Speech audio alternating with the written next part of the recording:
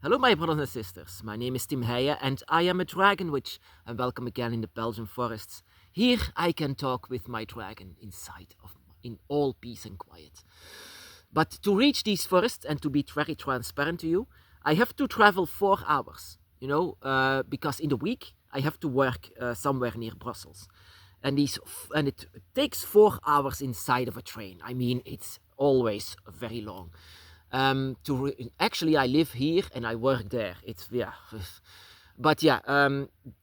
Last week once I was going back to Brussels, I was on my cell phone on my smartphone, and there was a guy just sitting a little further, and he was looking always at me, always, and I noticed that his eyes were always on me, but not really on me, but on my image, on the dragon, on my necklace. And after a while, I knew that he was going to say something. And after a while, he stood up and he sat closer by, and he was pointing at my necklace. He said, "What is that?" And I told him, "That is the dragon. I believe in the dragon. The dragon. I am actually a dragon witch, of course." And I expected him to be very judgmental, because that is what people are. They never heard of something like a dragon witch before, or someone who believes in dragons. And yeah, if I would say that I would follow Jesus or Muhammad, that is fine because that is human. But why dragon? But no, no, no, no. He was very intrigued. He said, "That is very interesting," and he wanted to know more about this. So I explained to him much more about how our spiritual path works, how left-handed it is, and how the dragons actually are always surrounding me, always wherever I am. And he says, "They are here now in this train. Wherever I go, the dragon is with us. Wherever you go, my brothers and sisters, your dragon will always be with you. Your dragon is everywhere where you go." And he was so intrigued. And I was expecting him to be judgmental, but no. I actually also asked, "What is your faith?" Because, yeah, it made me interested. Actually, he said, "All of the spiritual paths are true, including yours." And I was like, "Yeah, how come?"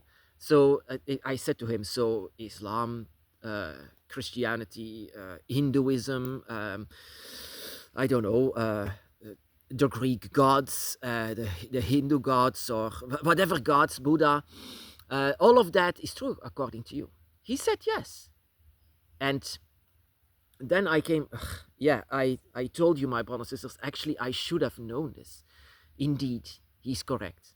He should have known that every spiritual path is true, including ourselves. The reason for that is my explanation to you, to that this universe is like one big book, one big, thick, giant book with a lot of writers. A lot of writers, every page is written by another author. And every author can be considered as another god. Even that several authors or writers can have written inside of that page. So it made us written inside of one of these pages. I call that the dragon's realm, the dragon's page. Everything that is written down inside of that page is written about dragons. And that is also what he explained to me, that we are all in one big universe that is being created by so many gods, so many of them. And what you can feel is the most logical, that this is your writer. This is the one that wrote your name inside of that page. And now, that is also what I say. Now that you are very far away, that author is trying to get you back into that page. And that is also what he actually explained to me. The man that was sitting inside of that train, that he was explaining to me that all of the spiritual paths are true. But I said to him, "How can that be?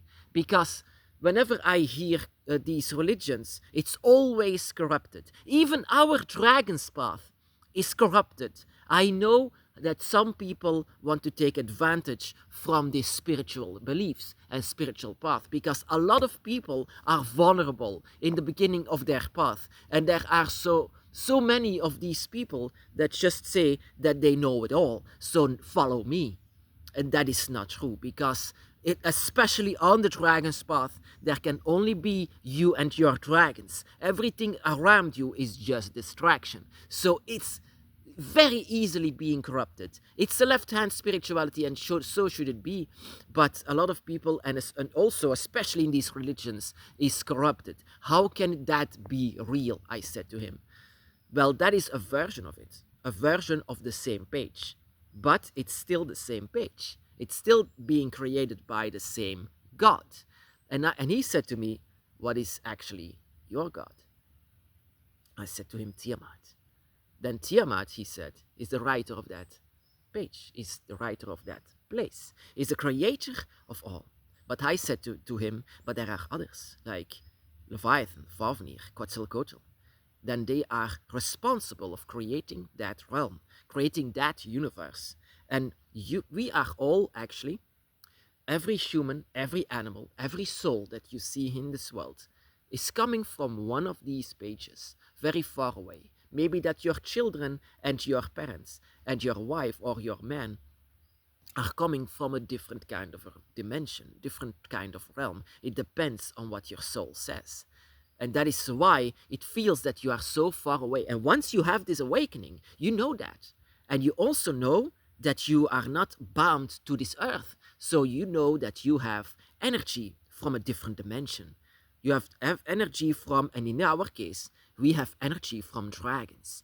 We have dragon veins inside of our blood, but we don't know that we have this energy from it. We don't know that we have energy from the dragon, from that dimension.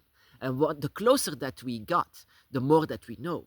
Because in these 5 months that I was restricting myself from any earthly pleasures to be closer to the dragon, I could just feel that I was coming closer to it. I just feel the energy rising, but with the energy rising, I also feel the energy from the dragon realms, much more and much deeper. I even had voices inside of my head that I could understand much more. Of course, when you hear voices in your head, most of the people will judge this and say that is bad because, yeah, that is typically religion that says you don't have to listen to the voices. But I was listening to that voices, and it was directing me to the correct way. Whenever you hear voices inside of your head, and not the voices that say you have to kill someone, of course not, but the voices that are telling you to what direction you have to go. And whenever after 5 months, these voices said, enough, you tortured yourself enough. You can feel us, you understand us. We don't speak French, we don't speak English, but yet you understand us. You have been coming closer to us. And yeah, we have to elevate ourselves away from this spiritual realm to understand our own spiritual realm. We are actually bound to a realm that is not ours. In this case, and this is our dragon's path here in this world, our quest that we have. But he said we all have our quest, even though we forgot about it. Every spiritual path, every religion, every even corrupted way of it, it's still a spiritual path to follow. And that is why it's, as a dragon witch, we should not care for other spiritual paths and other religions. That is their path. That is their way to go. You have all, you need all your attention that you need to understand the dragon. And that was so interesting that he was knowing it all. I was very much surprised whenever he said all of that, and that he was very much interested in the page where we are coming from. We come from something that he didn't hear from, but he was not surprised because there are so many things, he said, that I don't know. So many pages that were written from different places that I don't know. Different dimensions, different worlds, different universes, different creators, different gods. So many different gods. And that I was created by Tiamat was intriguing him. For that he never heard of that. Then I said, there are so many of us here in this world, but so many don't even realize it. And he said that is what the majority is, from people or even animals. We don't know where we are coming from. Until the moment that we know where we are coming from, then it rises up inside of ourselves. this feeling that we have, this love, this devotion. I wasn't doing this for 5 months simply for amusing myself. These were hard, very harsh months. But I got closer to the dragon. I could understand much more. I could even understand the voices, what they were saying to me, and what kind of a path that I should go, what kind of a direction I should look, every single thing of that. So I came with him to this conclusion that maybe it's correct, that maybe this these so-called we are making as humans so many wars against each other because my God is better. No, my God is better. No, my God is better. Well, my brothers and sisters, I actually don't mind other gods. I just am caring for myself, and we should all do that. And what we shouldn't do is to say, "You should come to my God. You should come to my God. I have the best God." That is not what we should do. We should never be convincing other people of the existence of dragons or maybe our gods simply for our own ego, because we are correct. We are the best gods. We are created by the best gods. No, my brothers and sisters, this is a test. We are surrounded by people and animals that were created by other gods, other spiritual paths that are belonging somewhere else. And we have to find our way through it at this test of life, you can say, the test of being human. Because in the end, you are a human, but your spirit is that of a dragon. And your dragon is somewhere lost. And that is why I call you my brothers and sisters. We are brothers and sisters in the same situation, and all with our own dragon's eye. We are all connected to our own dragon's eye. But we should not never let go to our dragon's eye. Always connect with your dragons by your side and the dragon that lives within. My brothers and sisters, be blessed.